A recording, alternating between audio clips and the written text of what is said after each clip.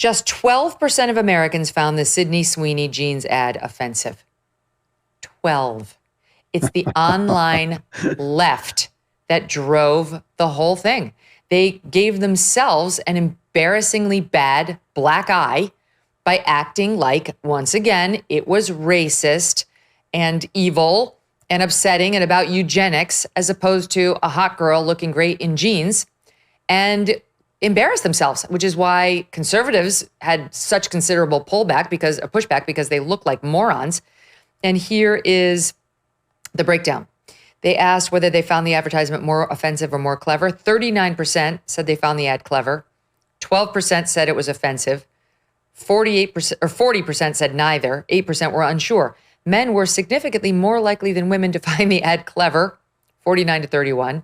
Women were slightly more likely to find it offensive, 17 to 7. The ad performed best among Republicans, with 57% finding it clever, compared to just 22% of Democrats, who are just so uptight and such moral prigs. It's no surprise to anyone. And that brings me, you can comment on the Sydney Sweeney ad too, but I've been meaning to get to this soundbite for 2 days now, and by God, I'm going to do it here. Jennifer Welsh is a progressive, and she has a podcast called I've Had It, and it means with Trump. She weighed in on her feelings about Trump and those who voted for him recently, and here's what she said. I've had it with white people that triple trumped, that have the nerve and the audacity to walk into a Mexican restaurant, a Chinese restaurant, an Indian restaurant, go to perhaps their gay hairdresser. I don't think you should be able to enjoy anything but Cracker Barrel. And if you want to triple Trump and you want to browbeat DEI and you want to browbeat gay people and you want to browbeat black people, as you've been doing for 400 years, and you want to browbeat this generation of immigrants that come over here and open up businesses earnestly, pay their taxes, you want to demonize them and call them rapists and felons and all this shit, when the felon is the teeny weeny mushroom cock piece of shit, Kankle's McTaco tits at the top of the ticket. I have fucking had it from top to bottom. White people that triple Trump should be banned, boycotted from enjoying the best thing that America has to offer, which is multiculturalism. Get your fat asses out of the Mexican restaurant. Get your fat asses over to Cracker Barrel, because nobody wants to see your fucking smug ass, teeny weeny, pink arm, big gut around. Nobody wants to see that shit. No one. She seems happy. I mean, I think I can speak on behalf of all Trumpers when I say we're going to all those restaurants and we're fully enjoying them, and you're just going to have to put up with it. Ha ha. Yeah. Too bad. No. Suck it, Jennifer.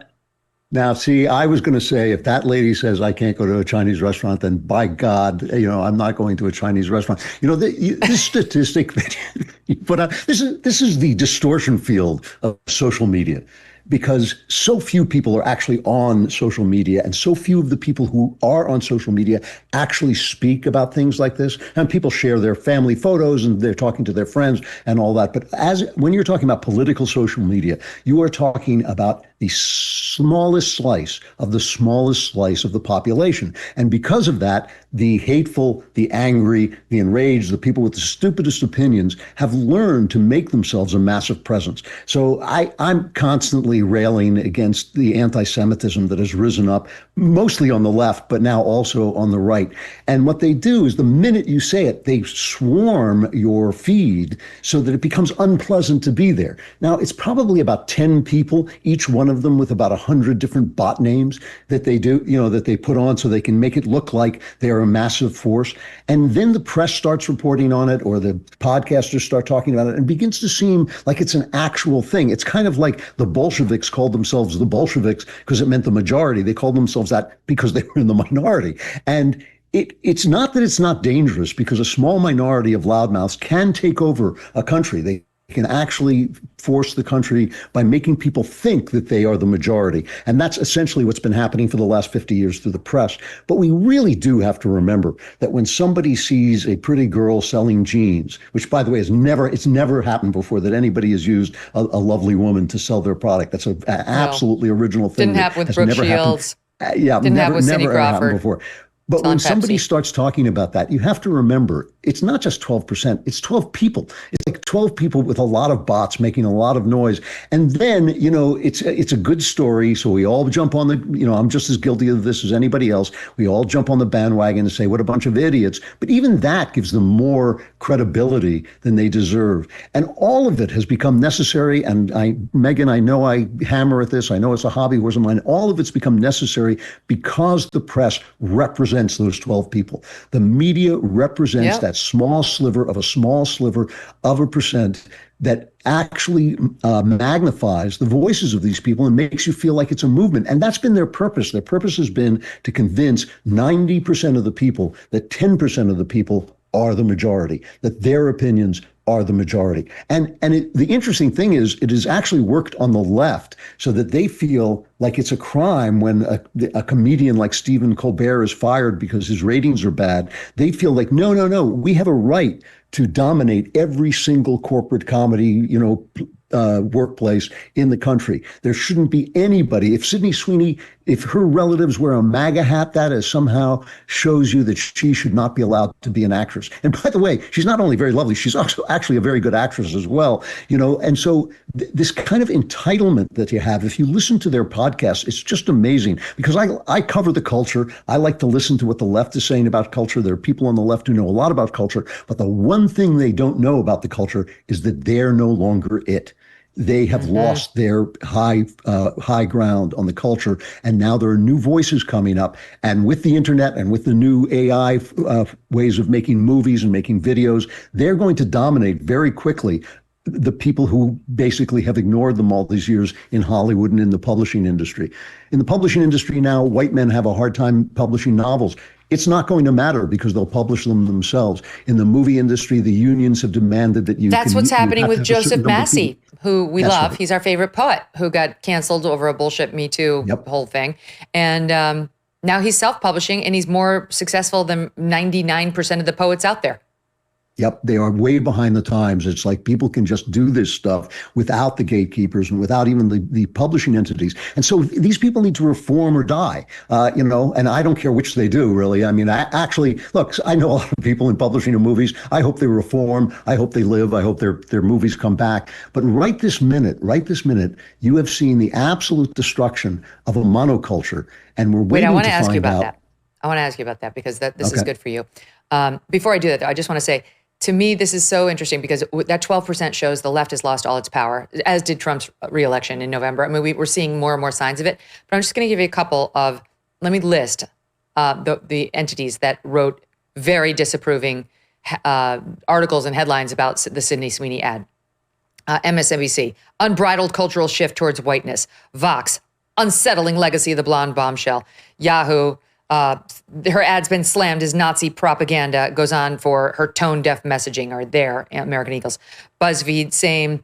Boston Globe, the ad went all wrong. Slate, of course, it was always going to come to this. Salon, new campaign draws fire for racial undertones and eugenics. USA Today, this talk about being blonde and blue-eyed feels like a reference to eugenics. Vanity Fair, a sinister message lurking beneath the pun. Entertainment Weekly fretted that the commercial promoted an ideology supporting forced sterilization of marginalized groups.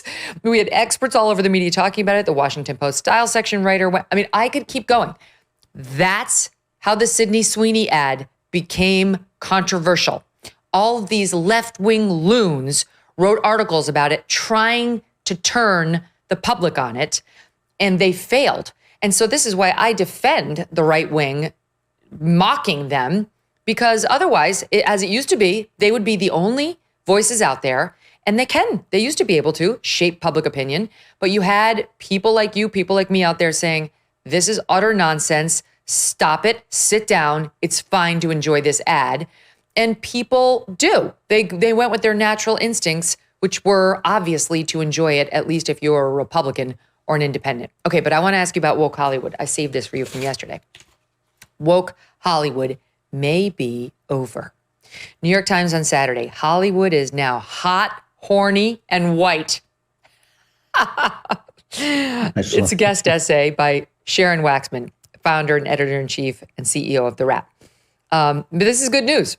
She writes, the progressive snowflake era of Hollywood has officially melted. She points to a recent deal for a new version of Basic Instinct, where the writer, Joe Esterhaus, received $2 million for what he calls an anti-woke reboot. This is the guy who did Sliver and Showgirls, Basic Instinct, as I mentioned. And she writes about how, that Sydney Sweeney controversy has not provoked a backlash among the Hollywood elite, and that queer writers of color are no longer in so much demand, and that no longer are preferred pronouns expected on your email signature. She also points to a new series on Netflix called The Hunting Wives, which has Malin Ackerman dressing up as the saucy Texas wife of a rich businessman, complete with big hair and a big rifle, not to mention a Southern twang, and an affair with the teenage son of a pastor. Nearly everyone in the show is hot, horny, and white. I mean, the point is well taken. She's trying to make the point that couldn't have gotten made 5 years ago, and I totally agree with that. And is this potentially a harbinger of things to come? And the fact that Sydney Sweeney is not canceled, nor is American Eagle, nor did they offer an apology. Oh, yeah, no, it's definitely a change. I mean, everybody's calling it a vibe shift, and I think that's a fair way to describe it. I mean, things have definitely changed, but they're not going to continue to change unless the right also acts. I mean, the right also learns to create and make art and not just complain about art and not just complain about the culture. And part of that, Hollywood is not going to reform itself in any real way unless it has competition, unless there are new studios built, unless there are new methods of distributing arts, and unless new publishing companies come into being, they're not going to reform themselves because they're the same people who were there before. They were cowed before, but they were always in sympathy with being cowed. And these are the people who have created the mess in the first place. And all I would like to see is I would like to see more people on the right fulfill Andrew Breitbart's vision of cultural awareness. We have no one who gives awards to artists. We have no one who writes really knowledgeable reviews about the arts. When you listen, I mean, one of the things that's very frustrating to me is when I listen to Slate. I mean, there's a good example. They are the most culturally sequestered group of people I've ever heard. They have no idea that anybody but themselves exists. And yet they do know a lot about the movies. I listen to them and say, yes, this is a knowledgeable person talking about the movies. Whereas when I listen to people, conservatives, they know what makes them angry, they know what makes them happy, but they don't really know anything about what they're talking about. And so we need an infrastructure for the arts. Yeah. I mean, it really is a tough world. Having seen it from the inside, having been an artist all my life and worked in Hollywood and worked in publishing, I know that you need people to actually step up and not just support you, but to love you. Artists work for love. They want. I'm sure. I think conservatives are just like. I mean, maybe many feel as I do, which is like that whole industry hates me and my belief system. So I'm really not. Yeah. I don't want to get neck deep in their world. I do watch movies, not so much as the past few years, but. Yeah, like growing up, I consider myself an amateur movie aficionado, given all the screens that I was in front of growing up, small and large, different kind than we have today. But I know I agree with you because I think most conservatives have turned on Hollywood and their product. Yeah, and I was recently at a Broadway play, and the house was packed, and there was a line in the play about standing up to fascism.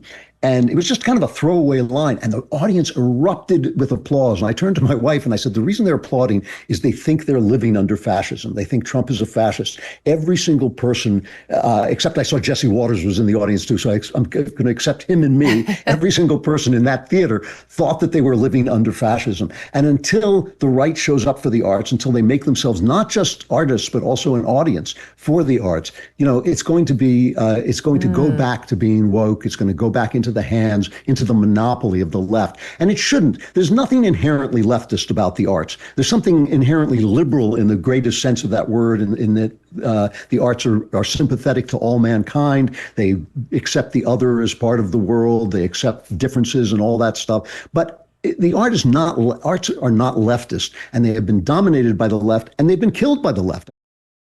So what do we think the effect of the sparring between President Donald Trump and the Fed is going to be? Can the Fed take the right action at the right time? Do we trust in that? Or are we going to be looking at a potential economic slowdown as they slow roll any of their moves as they worry about his tariffs? And what exactly does all of this mean for your savings? You might want to consider diversifying right about now with gold. through Birch Gold Group. For decades, gold has been viewed as a safe haven in times of economic stagnation, global uncertainty, and high inflation. And Birch Gold makes it incredibly easy for you to diversify some of your savings into gold. If you have an IRA or old 401k, you can convert that into a tax-sheltered IRA in physical gold, or just buy some gold to keep it in your safe. First, get educated. Birch Gold will send you a free info kit on gold. Just text MK to the number 989898. Again, text MK to 989898, and you'll start the process of just getting the 411 on what it means to own gold. Consider diversifying a portion of your savings into gold. So if the Fed cannot stay ahead of the curve for the country, at least you can stay ahead of the curve for yourself. Thanks so much for watching. If you like what you just saw, hit the subscribe button for more clips and full episodes.